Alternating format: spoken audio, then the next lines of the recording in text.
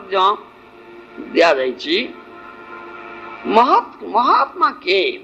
मत सेवं द्वार माहुर विमुक्ते स्तम द्वार जोशितां संगी संगम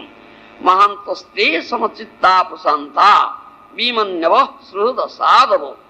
से जीवा मयि से कृत सुदर्था जनेषु देहांबर वार्तिकेषु गृहेषु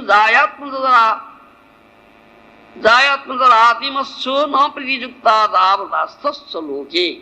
पंचस्कंद भागवत पंचम अध्याय द्वितीय तृतीय श्लोक। पंडितगण महत्सेवा को संसार मुक्तिर द्वार स्त्री संगीर संग को तम द्वार बोली कहती। जे समस्तंकर श्रुत प्रशांत भगवन्निष्ठ अक्रोधी मुझे ईश्वर यही प्रीति को परम पुरुषार्थ बोली बोध करती। भोजन पानासक्त व्यक्ति मान कथारे जहाँकर रुचि नहीं भगवत कथा कृष्ण कथा रुचि केवल भोजन पानासक्त व्यक्ति मान कथा जहाँ रुचि नहीं पुत्र कलत्र धनादि युक्त गृह जहाँकर प्रीति नहीं एवं यह लोक देह यात्रा निर्वाह जोगी धन अपेक्षा अधिक धन रे स्पृहा करती ना से महत महान भक्त ये सब कथा ये खट्टंग महाराज आम देखा पाऊ से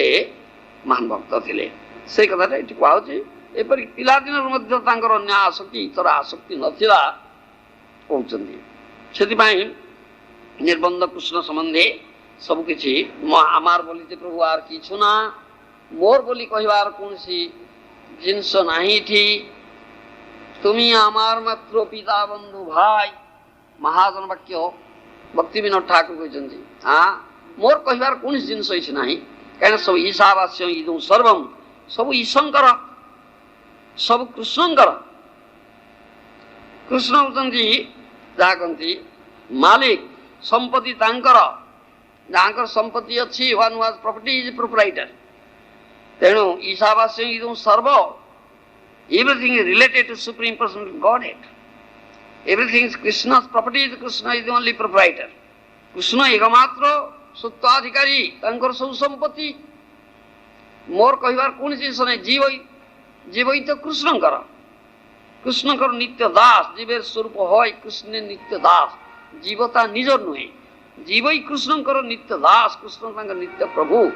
तेणु जीव कदा कहीपर मु मोर ना कृष्णकर ये हूँ पूर्ण कृष्ण चेतना ये पूर्ण कृष्ण चेतना ये प्रकार कृष्ण चेतनशील व्यक्ति भौतिक जगत थे सुधा भौतिक जगत सहित कि संपर्क ना कौन से आसक्ति न थाए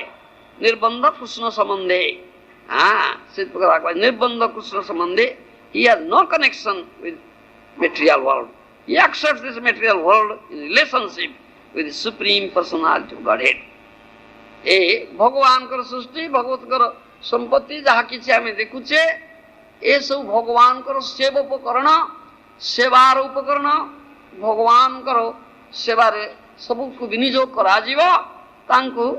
प्रीति आनंद दि जापर से भक्त कौन करे ना सबकि ये प्रकार पूर्ण कृष्ण चेतनशील महाभागवत जे से सबकि कृष्ण को सेवार लगाए कारण सब कृष्ण वस्तु ये हूँ भक्त हूँ भक्ति प्रभुपाद महाराज विशेषकर कहते of course this consciousness is not for the ordinary persons but if one takes to the path of devotion service prescribe nectar of devotion he can be trained in this consciousness and attain perfect understanding.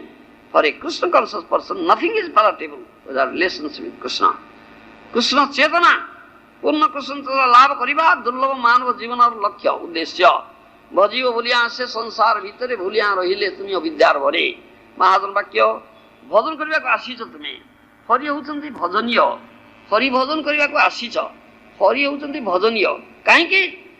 सहित जीवर नित्य प्रीतिर संबंध अच्छी नित्य प्रीतिर संबंध अच्छी तेणु से भजनीय वस्तु सहित प्रीति संबंध अच्छी हरि समस्त आत्मा तेणु प्रिय प्रियजन सेवार ही सुख सुधराम से ही अर्थ ताहा अर्थ ये हरिंठारे भजनीय गुण वर्तमान भजन संसार रूप अविद्यार उपशम है भूलिया रहिले तुम अविद्यार भरे अविद्यार बशवर्ती होकर भूली जाइछ। तेणु जो माने उत्तम भक्त महाभागवत पूर्ण कृष्ण चेतना लाभ करछन्ति सब कृष्ण संबंधी देखुछन्ति से तोले अज्ञानग्रस्त मायाग्रस्त जीव को देखती अज्ञान अंधकार पड़ी कृष्ण चेतना विहीन होकर दुख पाउछि। कृष्ण चेतना विहीन हेबा ही होछि दुख पाइबा। Ignorance is the cause of suffering. अज्ञानता कृष्ण चेतना विहीनता दुखर कारण से उत्तम भागवत महाभागवत देखती हृदय विगलित